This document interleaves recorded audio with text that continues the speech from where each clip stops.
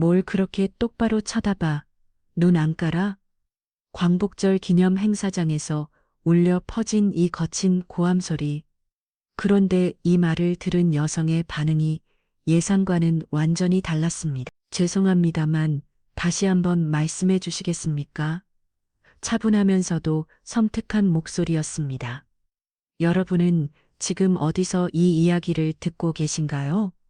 집에서 편안하게 쉬면서인지 아니면 출근길 지하철에서인지 댓글로 알려주세요. 지금부터 흥미진진한 이야기가 시작됩니다. 끝까지 시청하시면 좋은 일이 가득 생기실 거예요. 2023년 8월 15일 광복절 서울 용산구의 한 기념 행사장에서 벌어진 위기 어려운 이야기. 그날 그 자리에 있었던 사람들은 아직도 그 광경을 잊지 못한다고 합니다. 주인공은 김소영 씨 오랜 40살입니다. 보기에는 그저 평범한 여성 같았어요. 키 16, 15cm, 정정한 단발머리 검은색 블라우스에 베이지색 팬츠를 입고 있었습니다. 특별할 것 없어 보이는 평범한 중년 여성의 모습이었죠. 하지만 김소영 씨에게는 남들이 모르는 특별한 이력이 있었습니다. 그때 푸점자 출신의 여성으로는 등을 개중년까지 진급했던 군 간부였거든요. 제대 후에는 서울구 치소에서 교도관으로 일하고 있었습니다. 그런데 그날 광복절 행사에는 뜻하지 않은 불청객들이 나타났어요. 강남 일대에서 활동하는 조폭 조직의 말단들이었습니다. 이들은 평소에도 거리에서 시비를 걸며 행패를 부리는 것으로 유명했죠. 총 4명이었는데 나이는 20대 후반에서 30대 초반 정도로 보였습니다. 이들은 술에 취해 있었고 광복절 행사라는 엄숙한 분위기 따위는 안중에도 없었어. 오늘 광복절이니까 우리도 자유롭게 놀아야 한다면서 큰 소리를 치고 있었습니다. 주변 사람들이 불편해하는 것도 아랑곳하지 않았죠. 김소영 씨는 처음에는 그들을 무시하려고 했습니다. 교도관으로 일하면서 이런 종류의 사람들은 많이 봐왔거든요. 굳이 시비를 걸고 싶지 않았어요. 그런데 이들의 행동이 점점 도를 넘기 시작했습니다. 행사에 참여한 할머니, 할아버지들에게 시비를 걸기 시작한 거예요. 할배들아, 나라가 광복됐는데 왜 이렇게 칙칙하게 있어? 좀 신나게 해봐. 이런 식으로 노인분들을 놀리며 괴롭히기 시작했습니다. 보다 못한 김소영 씨가 그들을 제재하려고 다가갔던 거죠. 그런데 바로 그때였습니다. 조폭무리 중 한 명이 김소영 씨를 보고는 저 모욕적인 말을 내뱉은 거예요. 뭘 그렇게 똑바로 쳐다봐, 눈 앞 가라. 이 순간부터 상황이 완전히 달라지기 시작했습니다. 김소영 씨의 표정이 차갑게 굳어졌거든요. 특전사 시절의 기억들이 되살아나고 있었습니다. 여러분도 이런 상황을 목격하신다면 어떤 기분이 드실까요? 분노가 치밀어 오르면서도 한편으로는 걱정이 되셨을 것. 그런데 김소영 씨의 반응은 정말 예상 밖이었어요. 그녀는 오히려 더욱 차분해졌습니다. 이런 상황에서 감정을 조절하는 건 이것이 바로 특전사 출신다운 모습이었죠. 김소영 씨가 어떤 사람인지 좀 더 자세히 말씀드릴게요. 그래야 이후에 벌어질 일들을 더 잘 이해하실 수 있거든요. 김소영 씨는 1981년생으로 경기도 안양에서 태어나 자랐습니다. 어릴 때부터 운동을 좋아했고 특히 태권도와 유도의 소질이 있었어요. 고등학교 때는 태권도 선수로 활동하기도 했습니다. 소영이는 어릴 때부터 정의감이 남달랐어요. 막한 친구들이 괴롱당하는 걸 못 참았죠. 이건 김소영 씨의 고등학교 담임 선생님이 하신 말씀이 실제로 그녀는 학창 시절 내내 반장이나 부반장을 맡았고 학급의 질서를 잡는 역할을 했다고 해요. 대학은 체육교육과에 진학했습니다. 처음에는 체육교사가 되려고 했거든요. 그런데 대학 3학년 때 우연히 참여한 군 장교 설명회 와서 인생이 바뀌었습니다. 여성도 충분히 군에서 능력을 발휘할 수 있습니다. 특히 특전사 같은 특수부대에서도 여성 간부들이 화려하고 있어요. 이 말을 듣고 김소영 씨는 마음을 굳혔습니다. 군 간부의 길을 택한 거죠. 부모님은 처음에 반대하셨어요. 딸이 군대에 가서 고생할 필요가 뭐 있냐고 하셨지만 김소영 씨의 의지는 확고했습니다. 2004년 여섯군 학사 장교로 인간한 김소영 씨는 처음에는 평범한 보급부대에 배치됐습니다. 하지만 그녀의 목표는 따로 있었어요. 바로 특전사였습니다. 특전사는 여섯군의 특수부대입니다. 일반 부대보다 훨씬 까다로운 선발 과정을 거쳐야 하고 훈련도 매우 혹독하죠. 특히 여성이 특전사에 지원하는 것은 매우 드문 일이었어요. 김소영 씨는 인간 2년 차에 특전사 지원서를 냈습니다. 주변에서 말렸어요. 왜 굳이 고생길로 가려고 해? 지금도 충분히 잘하고 있잖아. 하지만 그녀는 포기하지 않았습니다. 특전사 선발 시험에 합격하고 혹독한 훈련을 견뎌했어요. 여성으로서는 정말 대단한 일이었습니다. 특전사에서의 15년은 김소영 씨에게 많은 것을 가르쳐 줬습니다. 극한의 상황에서도 침착함을 유지하는 법, 위기 상황에서 순간 판단하는 능력, 그리고 무엇보다 강한 정신력이었죠. 특전사 훈련은 정말 힘들었어요. 하지만 그 과정을 통해 제 자신이 얼마나 강해질 수 있는지 알게 됐죠. 이건 김소영 씨가 동료들에게 했던 말입니다. 실제로 그녀는 특전사에서 여러 차례 표창을 받았고 동기들 중에서도 가장 빠르게 진급했어요. 중량까지 진급한 것도 여성으로서는 매우 드문 일이었습니다. 당시 육군 특전사에서 여성 중량은 김소영 씨를 포함해 단 3명뿐이었거든요. 그런데 2019년 김소영 씨는 뜻밖의 결정을 내렸습니다. 전역을 신청한 거예요. 아직 대령 진급도 가능한 상황이었는데 말이죠. 왜 그만두시려고 해요? 대령까지 가실 수 있는데 동료들이 말려했지만 김소영 씨의 마음은 이미 정해져 있었습니다. 새로운 도전을 하고 싶었던 거예요. 전역 후 김소영 씨가 선택한 길은 교도관이었습니다. 군에서 쌓은 경험을 사회에서도 활용하고 싶었거든요. 특히 교화와 선두를 통해 사람들에게 도움을 주고 싶었어요. 서울구치소 교도관으로 4년째 근무 중인 김소영 씨 동료들 사이에서는 철벽 김중룡이라는 별명으로 불렀습니다. 어떤 상황에서도 동요하지 않는 모습 때문이었죠. 그런 김소영 씨가 광복절 기념 행사에 참석한 이유는 단순했습니다. 아버지가 육고 참전 용사셨거든. 매년 광복절에는 아버지를 생각하며 기념 행사에 참석하는 것이 그녀의 연대 행사였어요. 그런데 그날 평화로워야 할 기념 행사장에서 이런 일이 벌어진 거죠. 조폭들이 노인분들을 괴롭히고 심지어 자신에게까지 모욕적인 말을 한 상황. 김소영 씨의 오랜 인내심이 한계에 달하고 있었습니다. 죄송합니다만 다시 한번 말씀해 주시겠어요? 우와. 김소영 씨의 이 차분한 질문에 조폭 무리들은 오히려 더 흥분했습니다. 자신들을 무시한다고 생각한 거죠. 인연이 지금 우리를 무시해. 야, 너 어디 살아? 리더 격인 남자가 김소영 씨 앞으로 다가왔습니다.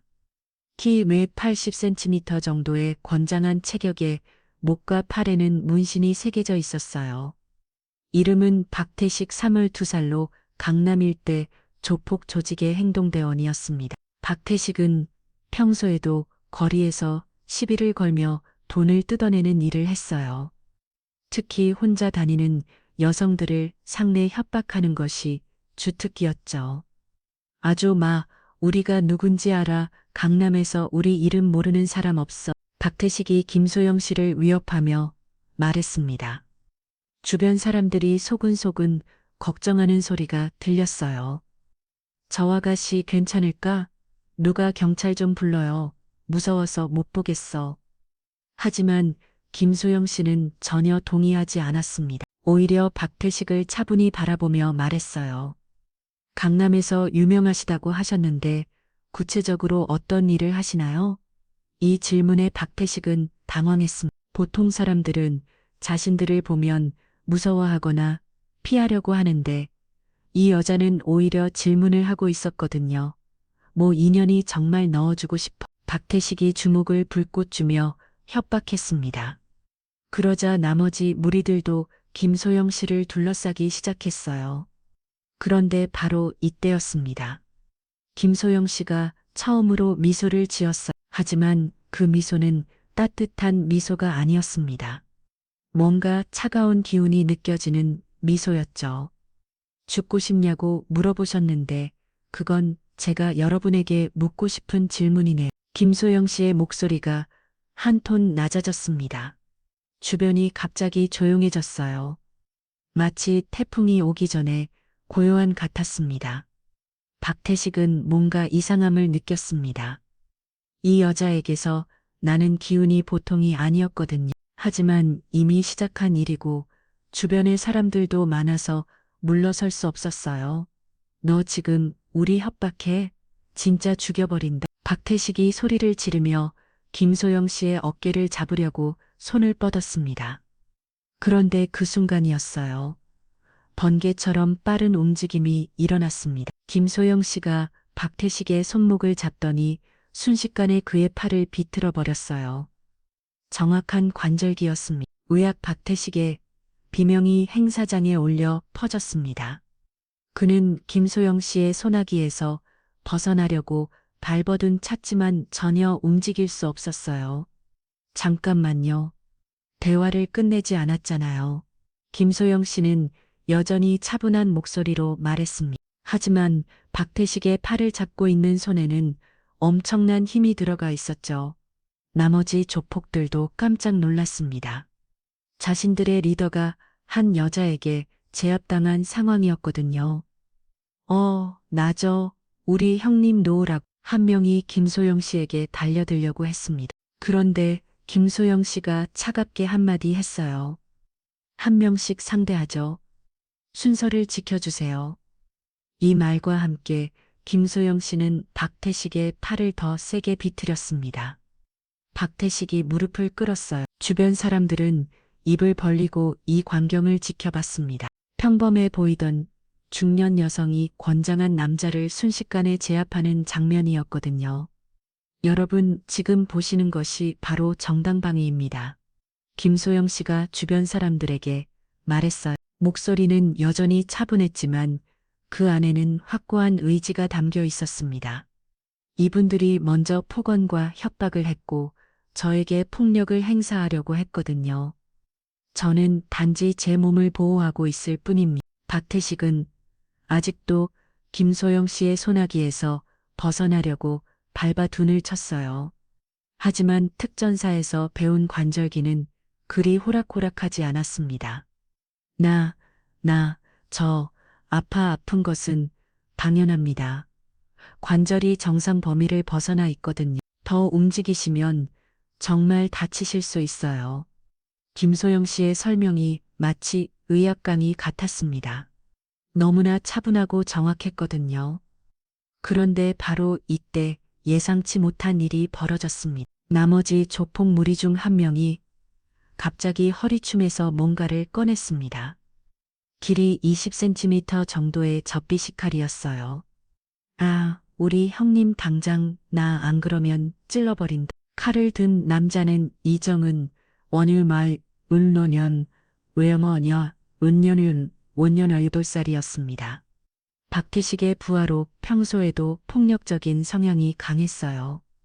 술에 취한 상태에서 칼까지 꺼내는 상황이었죠. 주변 사람들이 비명을 지르며 뒤로 물러섰습니다.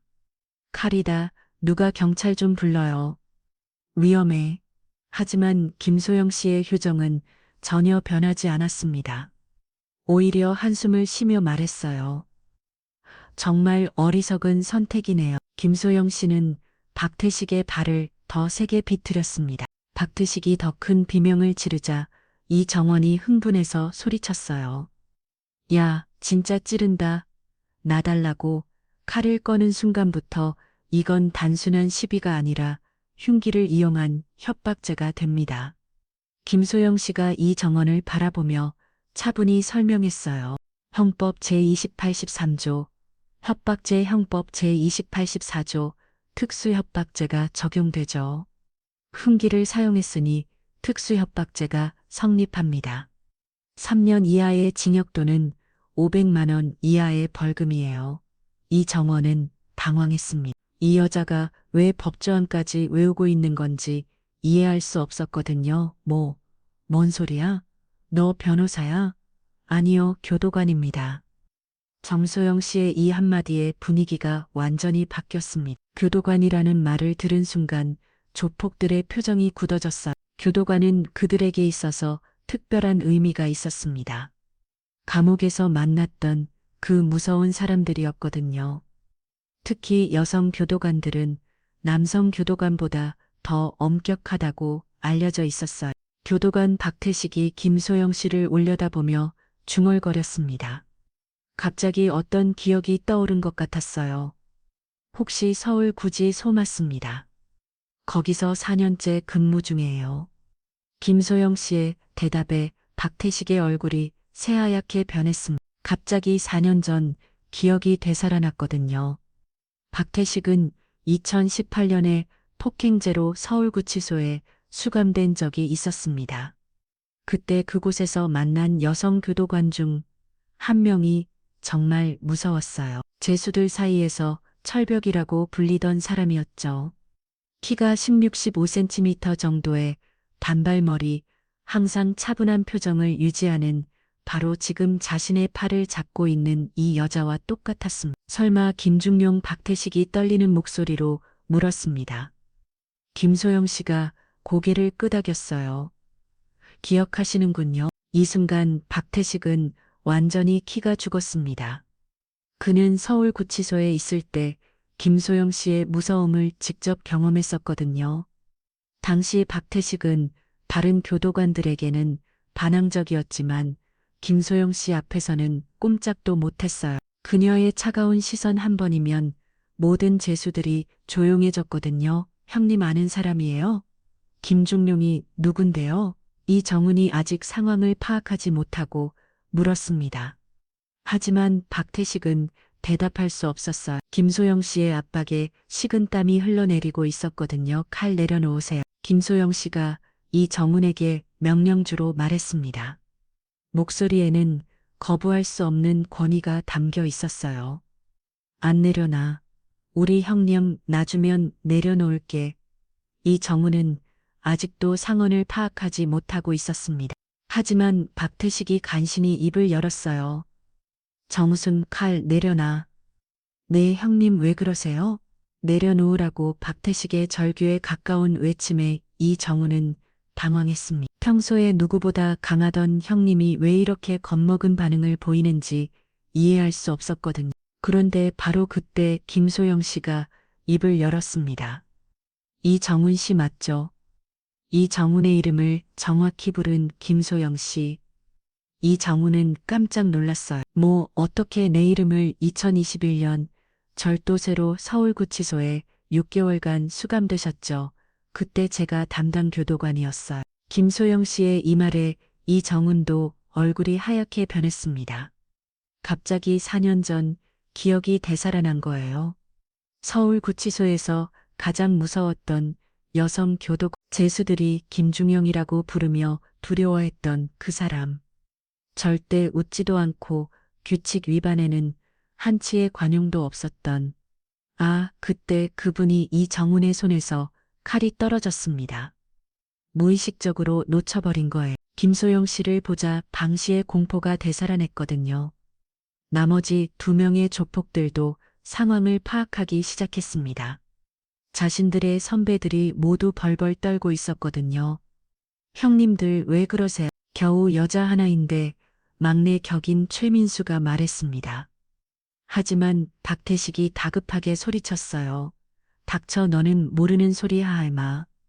최민수는 데이터살로 조직에 들어온 지 1년밖에 안 된 심참이었어요. 아직 감옥에 들어가 본 적이 없어서 김소영 씨가 누구인지 전혀 몰랐습니다. 형님, 우리가 왜 이래요? 우리가 몇 명인데 최민수가 불만을 표했지만 이번에는 이정훈이 그를 말렸어요. 민수야, 지금 조용히 해. 왜요? 이해가 안 되는데 최민수는 계속 불만을 토로했습니다. 그러자 김소영 씨가 그를 바라보며 말했어요. 최민수 씨는 아직 어리시네요. 세상이 어떻게 돌아가는지 잘 모르시는 것 같은데 뭐라고요? 나보고 어리다고. 최민수가 화를 내려는 순간이었습니다. 김소영 씨가 박태식의 팔을 놓으면서 천천히 일어났어요. 박태식은 자유의 몸이 되자마자 김소영 씨에게서 멀어졌습니다. 팔을 붙들고 있으면서도 식은땀을 흘리고 있었어요. 여러분 모두 제게 폭언과 협박을 했습니다. 김소영 씨가 4명을 차례로 바라보며 말했어. 특히 흉기를 들고 협박한 이정훈 씨는 특수협박죄가 성립됩니다. 지금 즉시 명근이 12의 신부에 신고해도 되는 상황이에요. 이 말에 조폭들은 당황했습니다. 자신들이 가해자였는데 언제부터인가 피해자가 된 기분이었거든요. 그런데 오늘이 무슨 날인지 아세요? 김소영 씨가 물었습니다. 조폭들은 대답하지 못했어요. 광복절입니다. 우리나라가 일제강점 기회에서 해방된 날이죠. 그 의미를 기념하는 자리에서 여러분이 어르신들을 괴롭혔어요. 김소영 씨의 목소리가 점점 무거워졌습니다. 제 아버지는 6.5 참전 용사셨습니다. 나라를 위해 싸우신 분이죠. 그런 분들을 기리는 자리에서 이런 일이 벌어지다니 주변 사람들이 고개를 끄덕였습니다. 김소영 씨의 말에 공감하고 있었거든요. 죄송합니다. 정말 죄송해요. 갑자기 박태식이 깊숙이 허리를 숙이며 사과했습니다. 김소영 씨의 무서움을 알고 있었기 때문이에요. 태식아 이정은 또 놀랐지만 박태식의 간절한 눈빛을 보고는 따라서 고개를 숙였습니다. 저희가 잘못했습니다. 용서해 주세요. 하지만 최민수는 아직도 상황을 받아들이지 못했어요. 형님들 왜 이러세요? 우리가 뭘 잘못했다고. 그때 김소영 씨가 최민수에게 다가갔습니다. 한 걸음씩 천천히요. 최민수 씨, 제가 누군지 정말 모르시겠어요? 김소영 씨의 눈빛이 차가워졌습니다. 특전사 시절에 날카로운 기운이 느껴졌어요. 최민수는 무의식적으로 뒤로 물러섰습니다. 뭔가 위험한 기운을 느꼈거든요, 저는 처음 봐요. 그렇다면 지금 곧 제 소개를 해드릴게요. 김소영 씨가 차분히 말했습니다. 김소영 42세 육군 특전사 출신 중령 전역, 현재 서울구치소 교도관으로 4년째 근무 중입니다. 이 소개를 들은 최민수의 얼굴이 점점 굳어갔어요. 특전사가 뭔지는 아시죠? 육군 특수부대입니다. 북한 침투작전, 대테러 작전 등을 담당하는 부대예요. 최민수는 침을 꿀꺽 삼켰습니다. 특전사라는 말만 들어도 무서웠거든요. 그리고 교도관이라는 직업도 아시겠죠? 여러분 같은 분들을 관리하는 일을 합니다. 김소영 씨의 설명이 계속됐습니다. 지난 4년간 제가 담당한 수용자는 그 중에서 저에게 반항한 사람은 단 한 명도 없었어요. 이 말에 조폭들은 모두 긴장했습니다. 김소영 씨의 위압감이 느껴졌거든요. 왜 아무도 반항하지 않았을까요? 김소영 씨가 질문했지만 아무도 대답하지 못했어요. 그 이유를 최민수 씨에게 보여드릴까요? 김소영 씨의 이 말에 최민수는 본능적으로 도망치고 싶었습니다. 하지만 다리가 굳어버려서 움직일 수 없었어요. 아니에요, 괜찮아요. 보여주지 마세요. 최민수가 황급히 손을 내저며 말했습니다. 이제야 상황의 심각성을 깨달은 거예요. 그런데 바로 그때 예상치 못한 일이 벌어졌습니다. 주변에서 구경하던 사람들 중 한 명이 김소영 씨에게 다가온 거예요. 혹시 김소영 중령님 맞으신가요? 목소리의 주인은 60대 초반의 남성이었습니다. 깔끔한 정장을 입고 있었고 가슴에는 무궁화 배지를 달고 있었어요. 김소영 씨가 그를 바라보더니 깜짝 놀랐습니다. 장군님? 전역한 지 오래됐는데 아직도 장군이라고 부르시네요. 그 남성은 이철수 예비역 주장이었습니다. 김소영 씨가 특전사에 있을 때 상관이었던 분이었어요. 장군님께서 여기에 왜 저도 광복절 기념 행사에 참석했다가 소동을 보고 온 거예요. 그런데 설마 여기서 소영이를 만날 줄이야. 이철수 주장의 등장으로 분위기가 또다시 바뀌었습니다. 조폭들은 더욱 위축됐어요. 소영이 무슨 일이에요? 별일 아닙니다. 장군님, 그냥 작은 오해가 있었을 뿐이에요. 김소영 씨는 담담하게 답했지만 이철수 주장은 날카로운 눈으로 상황을 파악했습니다. 이 친구들이 소영이에게 시비를 걸었구나. 장군님, 정말 괜찮습니다. 김소영 씨가 만류했지만 이철수 주장은 조폭들을 바라보며 말했어요. 여러분, 자기소개 좀 할까요? 저는 이철수 육군 예비역 주장입니다. 주장이라는 말에 조폭들은 더욱 기가 죽었습니다. 박태식이 떨리는 목소리로 말했어요. 죄송합니다. 저희가 잘못했습니다. 잘못했다고요? 뭘 잘못했죠? 이철수 주장이 차근차근 물었습니다. 군인 특유의 카리스마가 느껴졌어요. 저희가 교도관님께 무례하게 굴었습니다. 교도관님, 이분이 누군지 제대로 알고 있어요?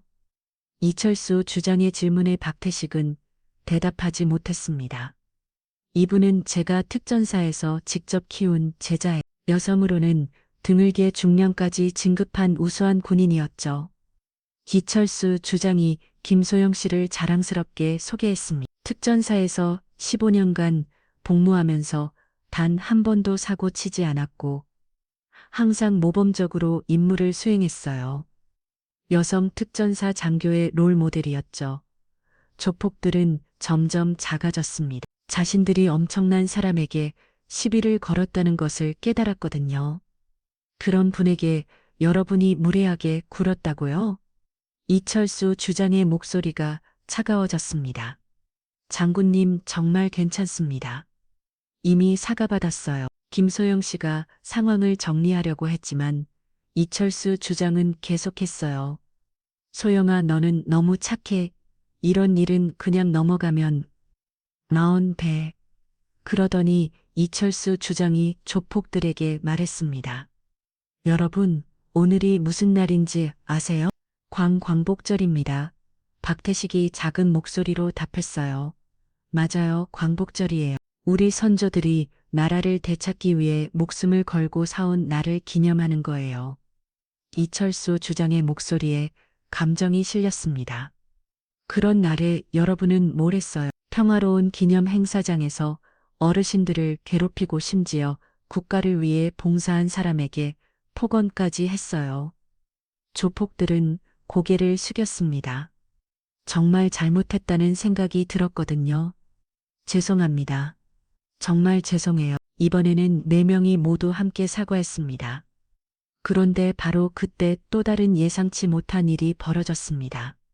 행사장 입구에서 경찰들이 나타난 거고요. 누군가 신고를 한 모양이었습니다. 신고 접수했습니다. 무슨 일이에요? 경찰관 2명이 다가왔습니다. 주변 사람들이 옹성거리기 시작했어요. 경찰이 왔네. 이제 어떻게 되는 거지? 저 조폭들 잡혀가나? 김소영 씨와 이철수 주장은 서로 눈을 마주쳤습니다.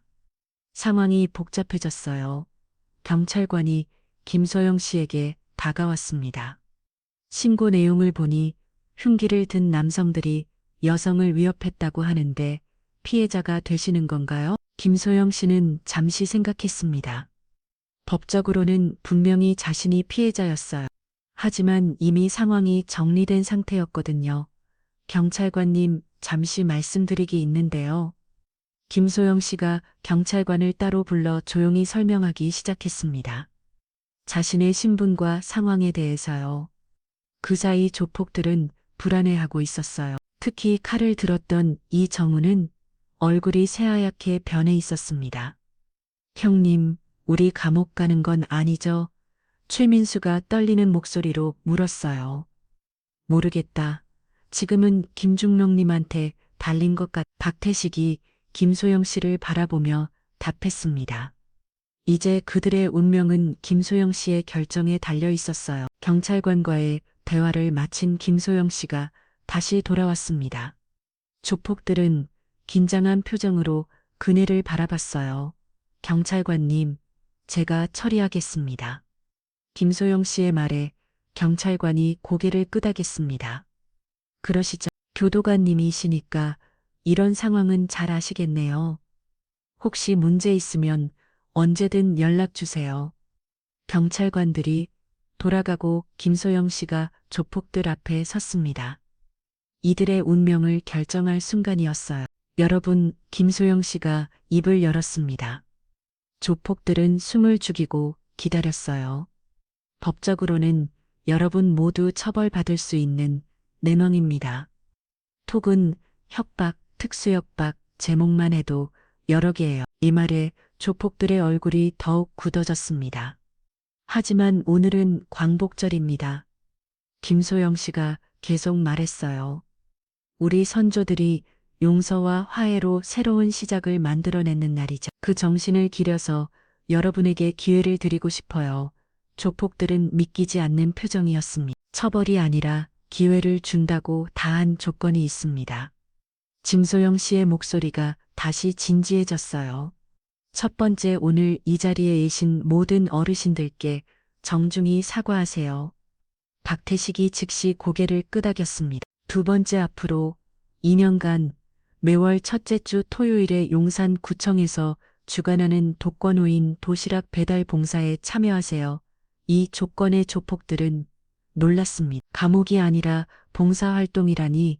세 번째, 저에게 매월 봉사활동 후기를 문자로 보내세요. 제 번호는 알려드릴게요. 김소영 씨가 조건을 계속 말했어요. 마지막으로 만약 이 약속을 어기거나 다시 이런 일을 저지른다면 그때는 가차없이 법적 조치를 취하겠습니다. 조폭들은 서로 눈을 마주쳤습니다. 예상과 완전히 다른 전개였거든요. 정말 괜찮으세요? 박태식이 조심스럽게 물었어요. 괜찮다는 게 아니라 기회를 드리는 거예요. 여러분이 변할 수 있다고 믿고 있거든요. 김소영 씨의 말에 박태식의 눈시울이 붉어졌습니다. 지금까지 자신들을 믿어준 사람이 없었거든요. 감사합니다. 정말 감사해요. 박태식이 깊숙이 고개를 숙였습니다. 나머지 조폭들도 따라서 절을 했어요. 그런데 바로 그때 뜻밖의 반전이 일어났습니다. 잠깐만요. 최민수가 갑자기 입을 열었습니다. 다른 조폭들이 놀란 표정으로 그를 바라봤어요. 민수야, 뭐 하는 거야? 박태식이 다급하게 말렸지만 최민수는 계속했어요. 저는 이해가 안 돼요. 왜 우리가 봉사활동을 해야 하는데요? 김소영 씨가 최민수를 바라봤습니다. 아직도 깨닫지 못한 아이였어요. 최민수 씨, 아직도 모르시겠어요? 뭘 모른다는 거예요? 우리가 뭘 그렇게 잘못했다고. 최민수의 말에 다른 조폭들이 당황했습니다. 겨우 풀린 상황을 다시 꼬이게 만들고 있었거든요. 민수야, 조용히 해. 이정훈이 소리쳤지만 최민수는 멈추지 않았어요. 아니에요, 저는 납득이 안 가요. 우리가 뭘 그렇게 크게 잘못했다고 교도관한테까지 꼼짝 못하고 있어요? 김소영 씨는 한숨을 쉬었습니다. 아직 어린 나이에 잘못된 길로 빠진 아이를 보는 심정이었어요. 최민수 씨, 정말 마지막으로 묻겠습니다. 제 제안을 거부하시겠어요? 네, 저는 봉사활동 같은 거 아니. 최민수의 단호한 거부에 다른 조폭들은 잘 망했습니다. 이 철수 주장도 혀를 찾았어요. 어리석은 친구로군. 김소영 씨는 조용히 고개를 끄덕였습니다. 알겠습니다. 그렇다면 최민수 씨는 따로 처리하겠어요. 김소영 씨가 휴대폰을 꺼내 전화를 걸기 시작했습니다. 여보세요, 경찰서죠? 네, 저는 서울구치소 교도관 김소영입니다.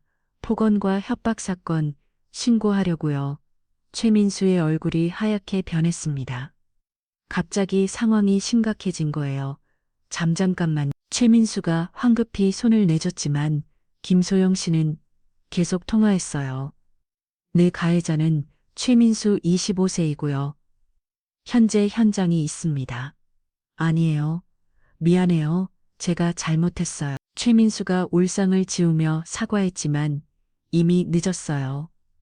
네, 바로 와주시길 부탁드립니다. 위치는 김중영님, 제발 한 번만 봐주세요. 박태식이 최민수를 대신해서 간청했어요. 죄송하지만 기회는 한 번뿐입니다.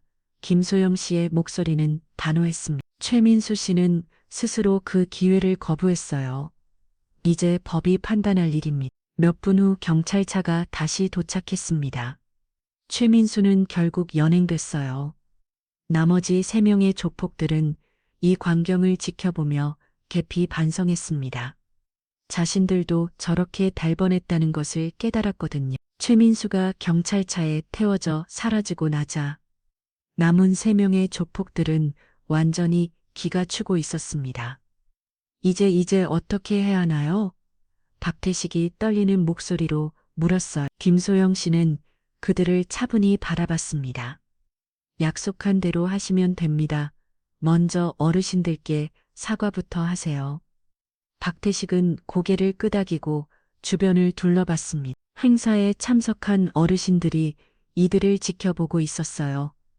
할머니, 할아버지 정말 죄송합니다. 박태식이 깊숙이 허리를 숙이며 사과했습니다. 저희가 신성한 광복절 행사에서 소란을 피워서 정말 죄송해요. 다시는 이런 일 없을 것을 약속드립니다.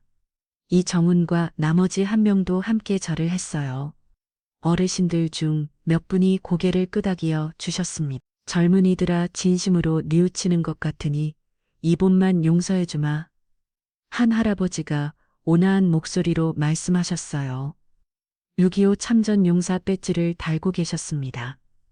감사합니다. 정말 감사해요. 조폭들이 더욱 깊이 절을 했습니다. 그런데 바로 그때 그 할아버지가 김소영 씨에게 말씀하셨어요. 아가씨 참 훌륭하게 처리하셨네요. 뽀를 주는 것보다 기회를 주는 게 더 어려운 일인데 아닙니다. 당연한 일을 했을 뿐이에요. 어미 김소영 씨가 겸손하게 답했습니다. 혹시 군 복무를 하셨나요? 말하시는 것도 그렇고 뭔가지 예사롭지 않은데 할아버지의 질문에 김소영 씨가 답했어요. 네, 육군 특전사에서 15년간 복무했습니다. 특전사 그렇군요. 나도 잘못 쓸 때 군 복무를 했는데 특전사는 정말 대단한 부대지 할아버지가 감탄했습니다. 6.25 때 우리도 특트부대의 도움을 많이 받았어요. 정말 고마운 분들이지. 이 대화를 듣던 조폭들은 더욱 숙연해졌습니다. 자신들이 얼마나 큰 실수를 했는지 깨닫고 있었거든요. 이철수 주장이 김소영 씨에게 다가왔습니다. 소영아, 잘했어. 나도 배울 점이 많네. 아닙니다, 장군님. 아직 갈 길이 멀어요. 김소영 씨가 겸손하게 답했지만 이철수 주장은 진심으로 감탄하고 있었어요. 이런 식으로 처리하는 방법, 누구한테 배웠어? 교도관으로 일하면서 깨달은 거예요. 처벌보다는 교화가 더 효과적이라는 거예요. 김소영 씨의 말에 이철수 주장이 고개를 끄덕였습니다. 역시 내가 키운 제자답니다. 무력만이 능사가 아니라는 걸 아는군.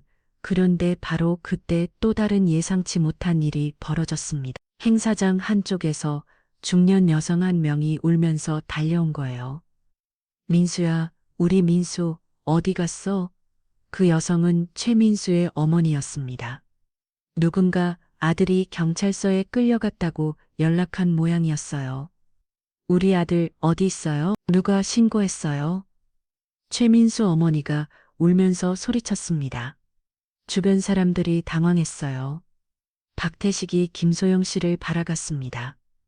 어떻게 해야 할지 모르겠다는 표정이었어요. 김소영 씨가 최민수 어머니에게 다가갔습니다. 어머님, 저와 잠시 이야기 좀 할까요? 당신이 우리 아들을 신고한 거예요. 최민수 어머니가 김소영 씨를 노려보며 물었습니다. 분노와 슬픔이 섞인 표정이었어요. 네, 제가 신고했습니다. 김소영 씨가 솔직하게 답했어요. 최민수 어머니의 얼굴이 더욱 일그러졌습니다. 왜요? 왜 우리 아들을 그렇게 해야 했어요? 아직 어린데 어머님, 아들님이 몇 살이에요? 어느 5살이요. 아직 철이 없어서 그래. 최민수 어머니의 답에 김소영 씨는 한숨을 쉬었습니다. 김일 5살이면 충분히 성인입니다. 자신의 행동에 책임을 져야 할 나이죠. 그래도 처음 하는 실수인데 너무 심하잖아요. 최민수 어머니가 울며 한편했습니다. 그런데 바로 그때 박태식이 입을 열었어요. 어머니, 죄송하지만 민수가 처음이 아니에요. 뭐라고요? 민수는 우리 조직에 들어온 지 1년 됐는데 그동안 비슷한 일을 열어버렸어요. 박태식의 고백에 최민수 어머니가 충격을 받았습니다. 그게 무슨 소리예요? 길에서 사람들 괴롭히고 돈 뜯어내고 민수가 제일 심했어요. 이정은도 진실을 말했습니다. 더 이상 거짓말을 할 수 없었거든요. 최민수 어머니는 주저앉을 뻔했습니다. 자신이 몰랐던 아들의 실체가 드러나고 있었어요. 반대, 우리 민수가 그럴 리 없어. 어머님, 김소영 씨가 최민수 어머니의 어깨에 손을 올렸습니다. 지금이라도 늦지 않았어요. 아드님을 바른 길로 인도할 수 있습니다. 어떻게요? 이미 경찰서에 제가 도와드릴게. 김소영 씨의 이 말에 최민수 어머니가 고개를 들었어요. 정말 도와주실 거예요? 네, 단 조건이 있어요. 김소영 씨가 진지하게 말했습니다. 아드님이 진심으로 뉘치고 앞으로 달라지겠다고 약속해야 해요. 그리고 어머님도 함께 노력하셔야 합니다. 최민수 어머니는 고개를 끄덕였습니다. 아들을 위해서라면 뭐든지 할 수 있었거든요. 김소영 씨가 휴대폰을 꺼내 전화를 걸었습니다. 여보세요? 저학과 신고한 김소영 교도관인데요. 혹시 조사 전에 피해자로서 한 가지 요청 사항이 있었어요. 30분 후 경찰서에서 최민수가 돌아왔습니다. 얼굴이 새하 얕고 눈이 빨갛게 부어 있었어요. 엄마 최민수가 어머니를 보자마자 울먹이며 안겠습니다. 어머니도 아들을 끌어안았어요. 민수야, 정말 그런 일들을 죄송해요. 엄마 정말 죄송해요. 최민수가 진심으로 사과했습니다. 경찰서에서 자신의 재상을 정확히 들었거든요. 김소영 씨가 최민수에게 다가왔습니다. 최민수 씨, 마지막 기회입니다. 네, 알겠습니다. 최민수는 이제 완전히 달라져 있었어요. 경찰서에서의 몇 시간이 그를 변화시킨 거죠. 다른 분들과 같은 조건입니다. 1년간 봉사활동 매월 후기 보고 그리고 절대 다시는 이런 일 없어야 해요. 네, 꼭 지키겠습니다. 최민수가 깊숙이 고개를 숙였습니다. 그러자 어머니가 김소영 씨에게 절을 했어요. 정말 감사합니다. 우리 민수에게 기회를 주셔서 괜찮습니다. 다만 앞으로가 중요해요. 김소영 씨가 최민수를 바라보며 말했습니다. 혹시 하고 싶은 일이 있나요? 꿈 같은 게 저는 요리를 좋아해요. 최민수가 작은 목소리로 답했어요. 요리요?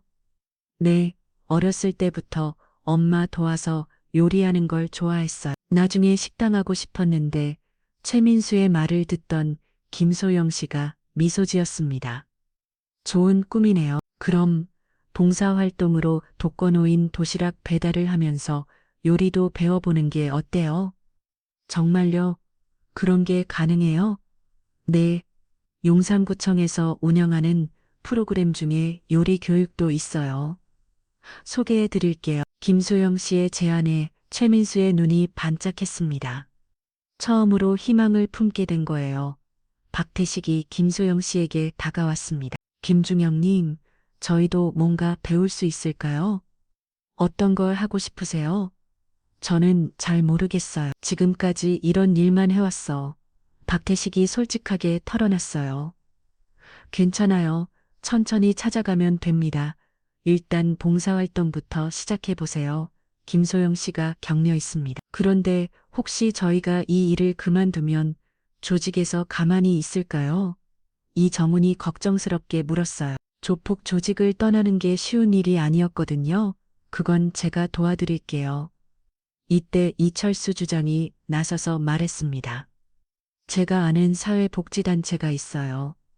그곳에서 여러분 같은 분들을 도와주는 프로그램을 운영하거든요. 정말, 네, 새로운 시작을 하고 싶은 사람들을 위한 곳이에요. 직업 훈련도 받을 수 있고 취업 지원도 해줍니다. 조폭들의 표정이 밝아졌습니다. 처음으로 새로운 희망을 보게 된 거예요. 감사합니다. 정말 감사해. 네 명이 모두 김소영 씨와 이철수 주장에게 깊이 절했습니다. 그런데 바로 그때 행사장에서 또 다른 일이 벌어지고 있었어요. 저기요. 잠깐만요. 한 젊은 여성이 뛰어왔습니다. 손에는 스마트폰을 들고 있었어요. 혹시 방금 전 일어난 일을 녹화하신 분 있나요? 그 여성은 지역 인터넷 신문 기자였습니다. 누군가 제보를 해서 온 거였어요. 저는 용산 타임주 기자 이수준입니다. 방금 전 상황에 대해 취재하고 싶은데 기자의 등장에 사람들이 옹성거리기 시작했습니다. 조폭들은 당황했어요. 기자요. 우리 기사에 나오는 건가요? 박태식이 걱정스럽게 물었어요. 김소영 씨가 이수준 기자에게 말했습니다. 기자님, 이건 개인적인 일이에요. 굳이 기사로 만들 필요는 없을 것 같은데요. 아니에요. 이런 좋은 일은 알려져야 해요. 이수준 기자가 열정적으로 말했습니다. 교도관이 조폭들을 교화시키는 과정이잖아요. 이런 후는 한 이야기가 사회에 알려지면 좋을 것 같은데요. 김소영 씨는 난감했습니다. 너무 큰 관심을 받는 건 원하지 않았거든요. 기자님, 정말 조용히 처리하고 싶어요. 하지만 이런 일은 사회에 희망을 주잖아요. 요즘 부정적인 뉴스만 너무 많아서 기자가 계속 설득하려는데 박태식이 나섰어요. 기자님, 저희는 기사에 나오고 싶지 않아요. 왜요? 좋은 쪽으로 바뀌시는 건데 저희 가족들이 알게 되면 힘들어질 것 같아요. 박태식의 솔직한 말에 기자도 고민하기 시작했습니다. 그런데 바로 그때 예상치 못한 사람이 나타났어요. 무슨 일이야? 여기서 뭐라고 있는 거지? 거친 목소리와 함께 나타난 것은 권장한 체격의 중년 남성이었습니다. 목과 팔에 문신이 새겨져 있었고 가피 산 정장을 입고 있었어요. 박태식과 다른 조폭들의 얼굴이 하얗게 변했습니다. 형님, 그 남성은 조직의 간부인 최강식이었어요. 박태식의 직속 상관이었죠. 야, 박태식, 너희들이 여기서 뭐라고 있는 거야? 연락도 안 되고 최강식이 화난 목소리로 물었습니다. 그러다가 김소영 씨와 이철수 정을 보더니 눈을 찌푸렸어요. 이 사람들은 누구야? 분위기가 갑자기 험악해졌습니다. 주변 사람들이 불안해하기 시작했어요. 김소영 씨가 차분히 최강식을 바라봤습니다. 안녕하세요. 서울구치소 교도관 김소영입니다. 교도관, 왜 교도관이 여기 있어? 최강식이 경계하는 목소리로 물었어요. 이분들과 작은 오해가 있었는데 이미 해결됐습니다. 김소영 씨가 담담하게 설명했어요. 오해, 무슨 오해인데? 최강식이 박태식을 노려보며 물었습니다. 박태식은 말을 하지 못하고 있었어요. 간단한 일이었어요.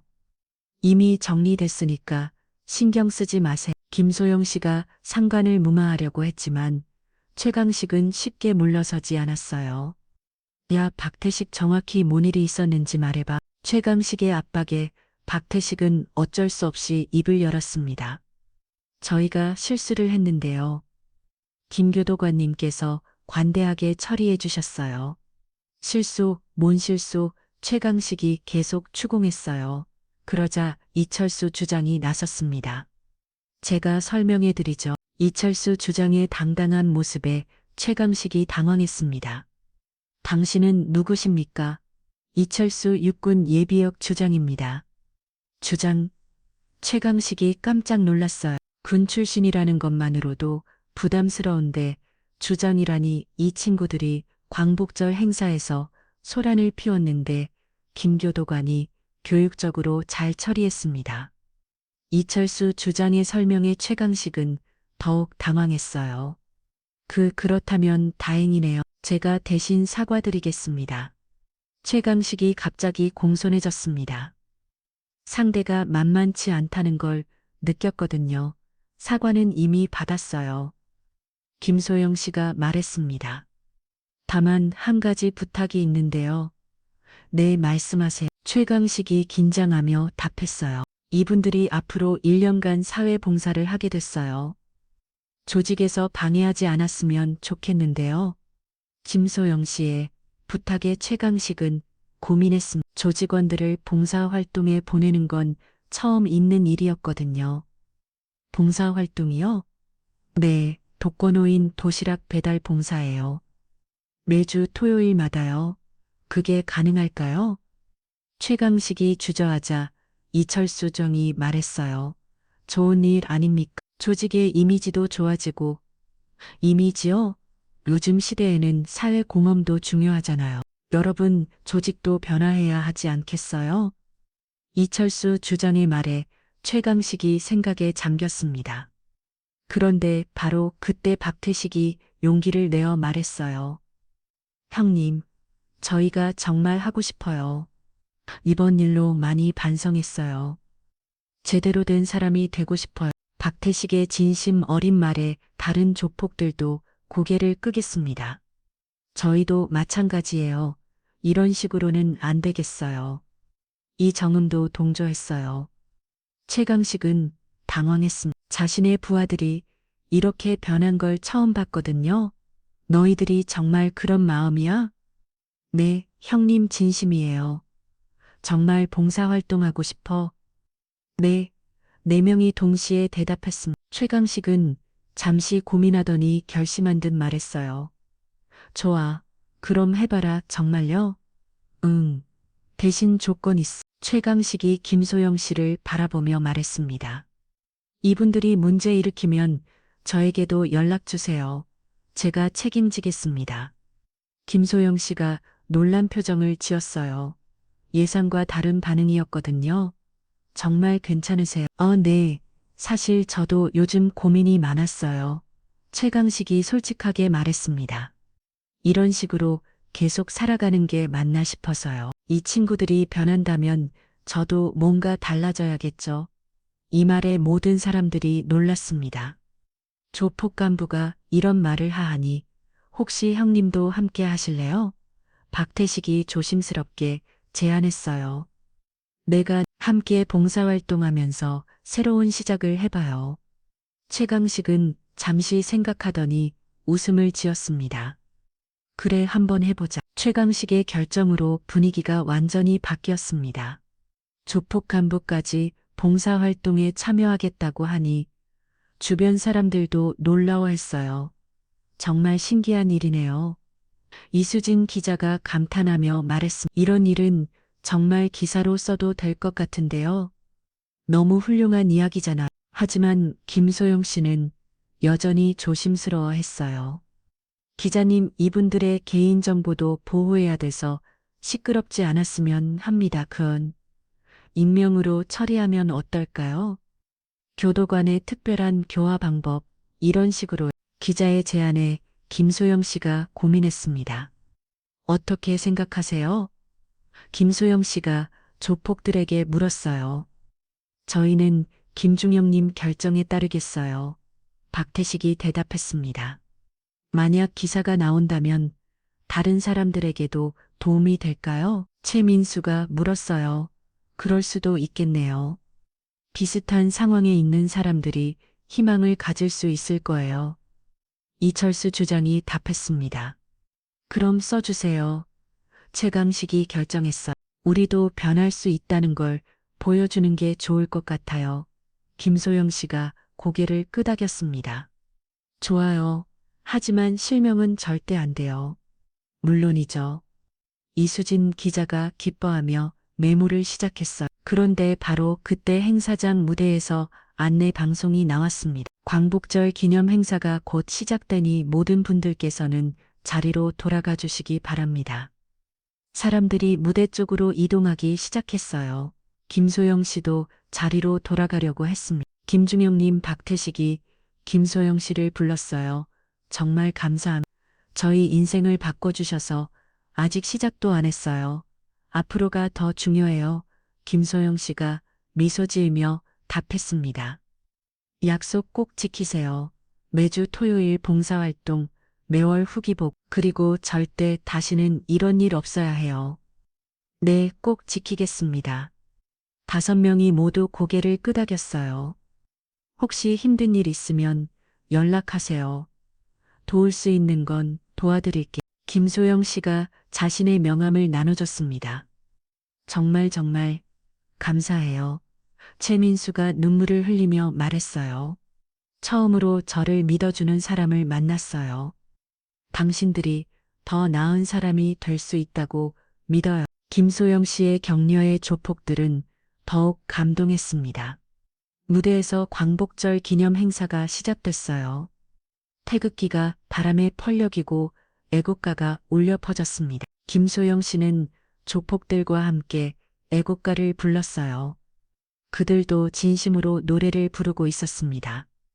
행사가 끝나고 사람들이 하나둘 자리를 떠나기 시작했어요. 김중영님, 정말 마지막으로 한 가지만 물어봐도 될까요? 박태식이 조심스럽게 물었어요. 뭔가요? 왜 저희를 도와주셨어요? 처벌해도 되는 상황이었는데 김소영 씨는 잠시 생각하더니 답했습니다. 제 아버지 말씀이 생각났어요. 아버지 말씀이요? 아버지가 유고대 하신 말씀이 있어요. 진짜 승리는 적을 무너뜨리는 게 아니라 적을 동료로 만드는 것이다라고요. 조폭들은 깊이 감동했습니다. 여러분을 적으로 만들 수도 있었지만 동료로 만드는 게 더 좋겠다고 생각했어요. 동료 최강식이 중얼거렸어요. 네, 이제 우리는 함께 더 나은 사회를 만들어가는 동료의 김소영 씨의 말에 모든 사람들이 고개를 끄덕했습니다. 해가 지기 시작했어요. 광복절 하루가 저물어 가고 있었습니다. 자, 이제 각자 집으로 돌아가세요. 그리고 내일부터는 새로운 마음으로 살아가요. 김소영 씨의 마지막 인사에 조폭들은 깊숙이 절을 했어요. 정말 감사합니다. 그들이 떠나고 나서 이철수 주장이 김소영 씨에게 말했어요. 소영아, 정말 자랑스럽다. 아직 시작일 뿐이에요. 장군님. 그래도 좋은 시작이야. 이런 게 진짜 교화지. 두 사람도 각자의 길로 향했습니다. 6개월 후 서울구치소 김소영 교도관의 사무실에는 특별한 편지함이 하나 놓여 있었습니다. 희망 편지함이라는 판말을 붙어 있었어요. 그 안에는 전국 각지에서 온 편지들이 가득 담겨 있었습니다. 김 교도관님, 저희도 도와주세요. 제가 변하고 싶은데 어떻게 해야 할까요? 우리 지역에도 이런 프로그램을 만들어주세요. 매일같이 도움을 요청하는 편지들이 도착했어요. 김소영 씨는 이 편지들을 하나하나 읽으며 답장을 보내고 있었습니다. 똑똑 사무실 문을 두드리는 소리가 났어요. 들어오세요. 김중영님 익숙한 목소리였습니다. 박태식, 이정은, 최민수, 최강식이 함께 들어왔어요. 여러분, 오늘 무슨 일이에요? 특별한 소식이 있어서요. 박태식이 환하게 웃으며 말했어요. 무슨 소식인데요? 최민수가 요리학원을 수료했어요. 정말요? 김소영 씨가 기뻐하며 최민수를 바라봤어요. 네, 그리고 한 식당에서 일자리도 구했어요. 최민수가 자랑스럽게 말했습니다. 정말 축하해요. 꿈을 이루셨네요. 김중영님 덕분이에요. 정말 감사해요. 최민수가 깊숙이 고개를 숙였습니다. 그리고 또 다른 소식도 있어요. 이정은이 말했어요. 컴퓨터 자격증 시험에 합격했어요. 와, 정말 대단해요. 이제 사무직으로 취업할 수 있을 것 같아요. 이정은도 희망에 차 있었습니다. 모두들 정말 열심히 하셨네요. 김소영 씨가 푸듯해했어요. 저희뿐만 아니라 새로 참여한 분들도 잘하고 있어요. 박태식이 보고했습니다. 이번 달에 봉사활동 참여한 사람이 30명이 넘었어요. 30명이나요? 그리고 다른 지역에서도 문의가 많이 와요. 최강식이 말했어요. 부산, 대구, 광주에서도 이런 프로그램을 만들고 싶다고 하더라고요. 김소영 씨는 놀랐습니다. 작은 시장이 이렇게 커질 줄은 몰랐거든요. 정말 신기해요. 작은 일이었는데 작은 일이 아니었어요. 저희 인생을 바꾼 큰 일이었거든요. 박태식이 진심으로 말했어요. 맞아요. 김중래 님이 아니었다면 저희는 지금도 이정은이 말을 잊지 못했어요. 상상하기도 싫었거든요. 이제 저희도 누군가를 도울 수 있게 됐어요. 최민수가 자랑스럽게 말했습니다. 지난주에 새로운 분한테 저희 경험담을 들려줬는데 정말 열심히 듣더라고요. 여러분이 있어서 정말 든든해요. 김소영 씨가 감사 인사를 했습니다. 저희가 더 감사하죠. 그때 김소영 씨의 휴대폰이 울렸어요. 이철수 중장으로부터 온 전화였습니다. 여보세요? 장군님, 소영아, 텔레비전 봤어. 무슨 텔레비전요? 지금 KBS에서 너희 이야기 방송하고 있어. 김소영 씨가 급히 사무실 텔레비전을 켰어요. 정말로 그들의 이야기가 방송되고 있었습니다. 교도관의 특별한 교화 방법이 전국적으로 확산되고 있습니다. 아나운서의 멘트와 함께 김소영 씨와 봉사자들의 모습이 나왔어요. 우와, 우리가 텔레비전의 봉사자들이 신기했습니다.